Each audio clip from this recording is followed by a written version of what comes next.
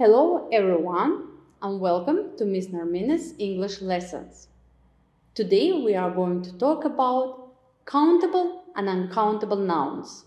Today's lesson's contents are word and adjectives, what is a noun, countable nouns, examples of countable nouns in the sentences, few and many with countable nouns, uncountable nouns, examples of uncountable nouns, different uncountable nouns, general form of uncountable nouns, much and little with uncountable nouns, some and any with countable and uncountable nouns, countable and uncountable nouns with different meanings.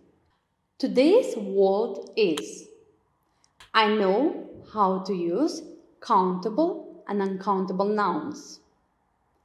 Our objectives are what is a noun, countable nouns, and uncountable nouns.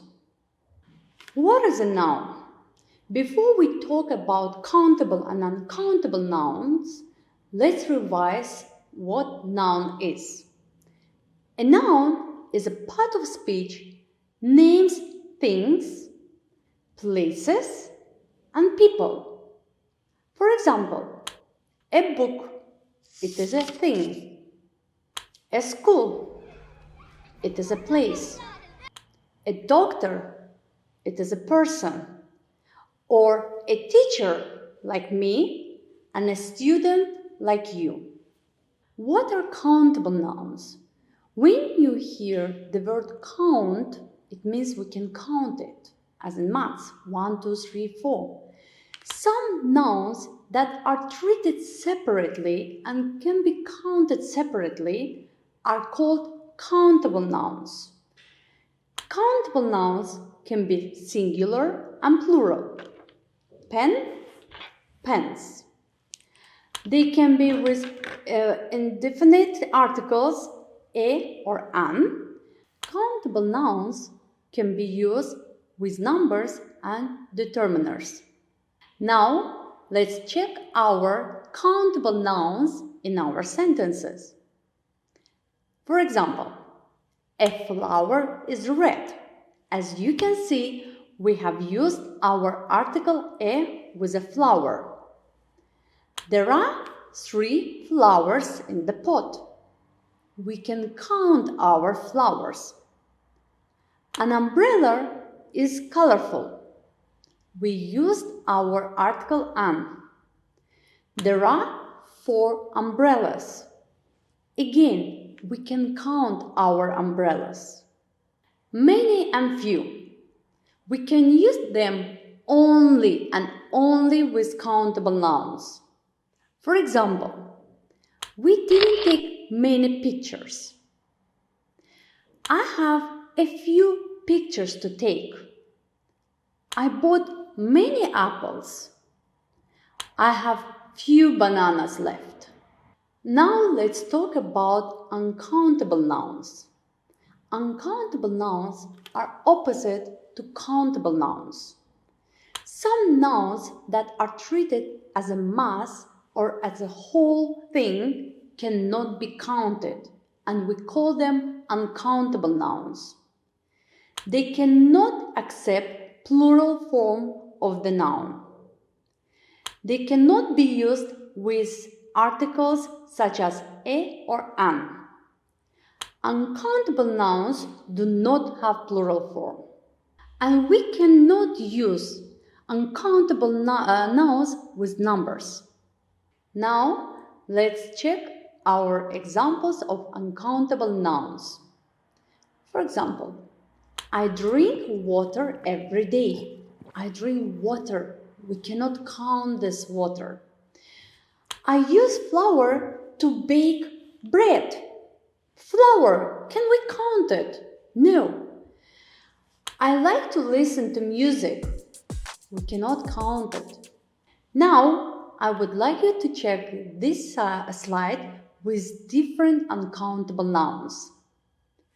Music, flower, milk, sand, sugar, water, butter, bread, juice, rice. They are all uncountable nouns. As I have mentioned before, uncountable nouns are not used in plural form.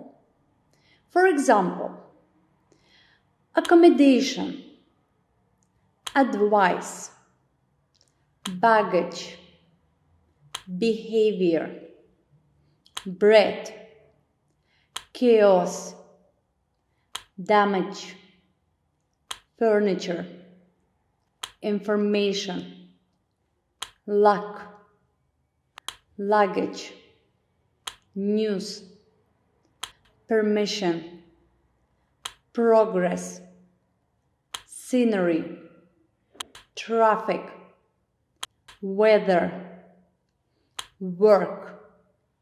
You have to memorize that the following nouns are usually uncountable and not plural, which means they are singular. We cannot use our articles a or an with our uncountable nouns, but we can often use them in this form, a, of. Let's check an example. I eat rice every day. I eat a bowl of rice every day. Our article a is for our bowl, not for our rice. Much and little we use only and only with uncountable nouns. For example, we didn't do so much shopping. I have a little work to do. How much money will you need? We had a little ice cream after dinner. Some and any. Some and any are used both with countable and uncountable nouns, and you would never be mistaken. For example, we didn't take any pictures. And did you buy any apple juice? Now, I would like you to pause this video and do the practice. If you have any questions, you can go back at the beginning of the video. Good luck! Many nouns can be used as countable and uncountable nouns with different meanings. Let's check them. Now let's compare. For example, the noun noise. Did you hear a noise just now? We are talking about specific noise, so it's countable noun. I cannot work here. There is too much noise. It means noise in general. The next one will be a paper. I bought a paper to read, and I mean a newspaper. I can count it. I need some paper to write on, and in this case, it's uncountable paper. There is a hair in my soup. A single hair in my soup. You've got long hair, and we mean all the hair on your head.